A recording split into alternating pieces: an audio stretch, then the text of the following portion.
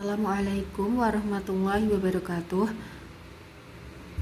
Yang terhormat Bapak Suparwi, SPDI MM, selaku dosen pengampu mata kuliah Manajemen Risiko, serta teman-teman yang saya banggakan.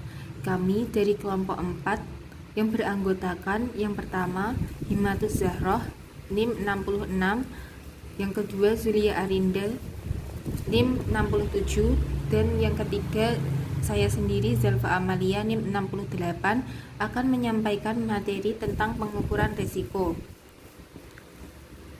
Materi yang pertama adalah pengertian pengukuran risiko yang akan saya sampaikan. Pengukuran risiko merupakan tahap lanjutan setelah melakukan identifikasi risiko. Hal ini dilakukan agar mendapatkan informasi yang akan membantu dalam penetapan peralatan manajemen risiko yang cocok untuk menanganinya. Pengukuran risiko adalah usaha yang dilakukan untuk mengetahui besar atau kecilnya risiko yang akan terjadi. Selain itu, hal ini dilakukan agar perusahaan dapat mengetahui dampak dari risiko terhadap kinerja perusahaan, sekaligus melakukan prioritisasi risiko mana yang paling relevan. Pengukuran risiko adalah keputusan yang penting yang harus dilakukan manajer keuangan atau Chief Financial Officer yang mencakup keputusan investasi dan keputusan pendanaan. Yang selanjutnya adalah jenis risiko pada leverage. Seiring dengan pembedaan leverage, risiko pun dapat dibedakan menjadi 3. Yang pertama, yaitu risiko leverage pada operasi. Leverage operasi dapat digunakan untuk mengukur seberapa besar penggunaan biaya tetap operasi dalam perusahaan. Biaya yang termasuk dalam biaya tetap operasi antara lain adalah gaji pegawai, biaya asuransi, dan depresiasi gedung dan peralatan. Yang kedua yaitu risiko leverage pendanaan. Keputusan leverage pendanaan menunjukkan keputusan pendanaan yang mengakibatkan adanya biaya tetap pendanaan. Biaya tetap tersebut berupa bunga untuk pendanaan dengan utang dan dividen untuk pendanaan dengan saham preferen. Bunga utang dan dividen saham preferen merupakan biaya tetap pendanaan yang harus dibayar tanpa mempedulikan besar atau kecilnya tingkat laba perusahaan. Yang terakhir adalah risiko leverage total. Leverage ini merupakan kombinasi dari kedua leverage di atas. Leverage ini digunakan untuk melihat kemampuan perusahaan dalam penggunaan biaya tetap, baik biaya tetap operasi maupun biaya tetap pendanaan. Analisis leverage total dapat membantu manajemen keuangan atau CFO dalam menganalisis persentase perubahan EPS yang disebabkan karena perubahan pada volume penjualan. Sedangkan untuk menganalisis pengaruh keputusan leverage total terhadap laba dapat menggunakan degree of total leverage atau DTL. Yang selanjutnya adalah mengenai prosedur pengukuran risiko. Pengukuran risiko dilakukan untuk mengukur profil risiko bank dan selanjutnya digunakan untuk memperoleh gambaran efektivitas penerapan manajemen risiko. Prosedur pengukuran risiko secara umum ada 4. Yang pertama yaitu menetapkan eksposur risiko secara keseluruhan. Yang kedua, menetapkan faktor risiko atau risk factors untuk setiap posisi yang ada pada portofolio bank. Yang ketiga, sensitivitas nilai pasar produk atau posisi terhadap perubahan satu satuan faktor pasar yang mempengaruhinya. Dan yang terakhir adalah kecenderungan perubahan faktor-faktor dimaksudkan berdasarkan volatilitas perubahan yang terjadi di masa lalu dengan memperhitungkan faktor korelasi. Selanjutnya adalah mengenai jenis pengukuran risiko. Yang pertama yaitu pengukuran kegawatan kerugian. Untuk mengetahui berapa besarnya nilai kerugian, yang selanjutnya dikaitkan dengan pengaruhnya terhadap kondisi perusahaan, terutama kondisi finansialnya. Kemungkinan kerugian maksimum dari setiap peril atau suatu peristiwa yang kejadiannya menimbulkan loss atau penyebab langsung kerugian. Yang kedua yaitu pengukuran frekuensi kerugian. Untuk mengetahui berapa kali suatu jenis peril dapat menimpa suatu jenis objek yang bisa terkena peril yang kejadiannya menimbulkan loss atau penyebab langsung kerugian selama satu jangka waktu tertentu yang umumnya 1 tahun. Maka yang perlu diperhatikan yaitu yang pertama beberapa jenis kerugian yang dapat menimpa suatu objek. Yang kedua yaitu berapa jenis objek yang dapat terkena suatu jenis kerugian. Sekian yang dapat saya sampaikan.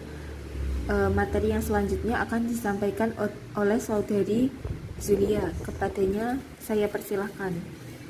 Baik, di sini saya akan menjelaskan mengenai teknik pengukuran resiko. Teknik pengukuran resiko itu tergantung pada tipe resiko tersebut. Tipe resiko di sini ada 7. Yang pertama, risiko pasar.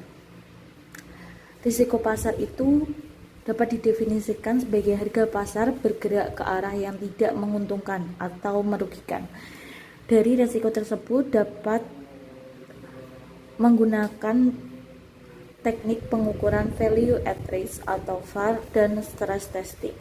Yang kedua yaitu risiko kredit. Dapat didefinisikan sebagai counterparty yang tidak bisa membayar kewajibannya atau gagal bayar ke sebuah perusahaan.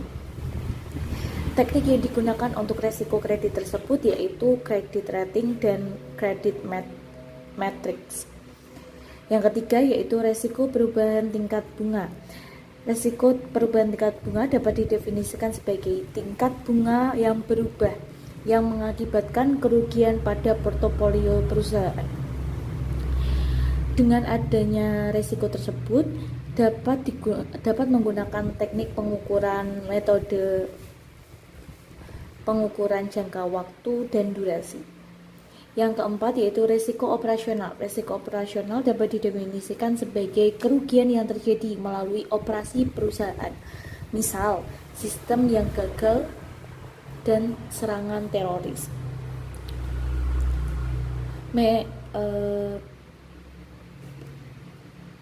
Teknik yang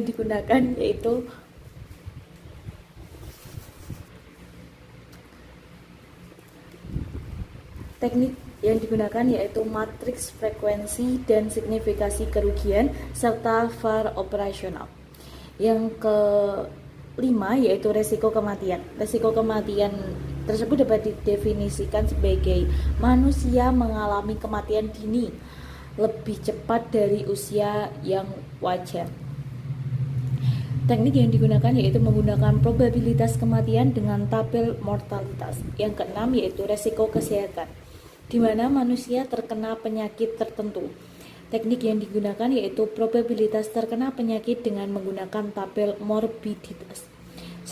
Dan yang terakhir yaitu risiko teknologi, adalah perubahan teknologi yang mempunyai konsekuensi negatif terhadap sebuah perusahaan. Teknik pengukuran yang digunakan yaitu menggunakan analisis skenario. Selanjutnya akan dijelaskan oleh saudari Himatus Zahro. Waktu dan layar dipersilahkan. Baik, saya akan melanjutkan materi selanjutnya yaitu pengukuran resiko dengan distribusi probabilitas. Distribusi probabilitas menunjukkan probabilitas kejadian bagi tiap-tiap outcome yang mungkin. Karena outcome itu merupakan mutually eksklusif. Semua probabilitas itu jika dijumlahkan sama dengan 1. Distribusi probabilitas dapat dibangun untuk berbagai kombinasi dari jenis kerugian, unit-unit yang mengalami exposure, dan penyebab kerugian. Pengukuran resiko dengan pendekatan statistika. Dalam pendekatan statistika, risiko bisnis diartikan sebagai variabilitas laba operasi atau laba sebelum bunga dan pajak. Faktor-faktor yang mempengaruhinya adalah variabilitas penjualan, variabilitas biaya operasi, dan leverage operasi. Jika ketiga variabilitas tersebut meningkat, risiko bisnis juga meningkat. Sebaliknya, jika ketiga variabilitas tersebut menurun, risiko bisnis juga menurun. Resiko bisnis ini diukur dengan menggunakan koefisien variasi laba operasi atau KVEBIT. KVEBIT adalah deviasi standar laba operasi dibagi dengan laba operasi yang diharapkan atau laba operasi rata-rata. Baik, di sini saya akan menjelaskan mengenai pengukuran resiko dengan pendekatan pasar. Pengukuran resiko dengan pendekatan pasar itu ada dua metode. Yang pertama menggunakan standard metode dan yang kedua menggunakan internal model atau value at risk, disebut juga VAR. Yang pertama standard metode. Standard metode di sini adalah pengukuran resiko pasar dengan menggunakan metode standar dapat dilakukan untuk aset yang memiliki resiko suku bunga atau interest rate risk dan risiko nilai tukar. Risiko suku bunga mencakup resiko karena mengambil posisi surat hutang atau instrumen lain yang terkait dengan suku bunga dalam trading book. Sedangkan risiko nilai tukar mencakup risiko karena mengambil posisi atau hold valuta asing atau foreign exchange untuk tujuan trading atau trading book. Perhitungan capital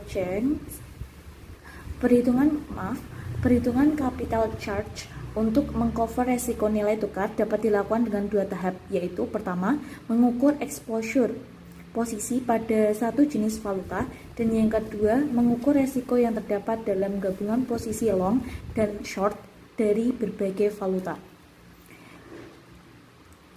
Metode yang kedua yaitu internal model atau value at risk. Value at risk merupakan metode pengukuran resiko dengan menggunakan pendekatan statistik. Definisi VAR adalah probabilitas maksimum potensial kerugian yang mungkin timbul dari suatu outstanding portofolio dengan tingkat keyakinan atau confidence level tertentu untuk horizon waktu yang tertentu. Value at risk dapat dimanfaatkan mengestimasikan potensial kerugian portofolio yang dikelola bank, monitoring resiko portofolio sebagai alat informasi kepada manajemen, dan menentukan model yang harus disediakan untuk mengcover resiko pasar. Metode pengukuran VAR terdapat 3 jenis metode yang dapat digunakan untuk menghitung resiko pasar dengan menggunakan value at risk. Yang pertama, historical method merupakan metode yang menggunakan sekumpulan data historis aktual dari faktor pasar. Misalkan tingkat suku bunga. Yang kedua, analytical method, yaitu merupakan metode pengukuran value at risk yang melibatkan volatilitas dan korelasi di antara aset yang ada dalam portofolio. Dan yang terakhir yaitu Monte Carlo method, merupakan metode pengukuran value at risk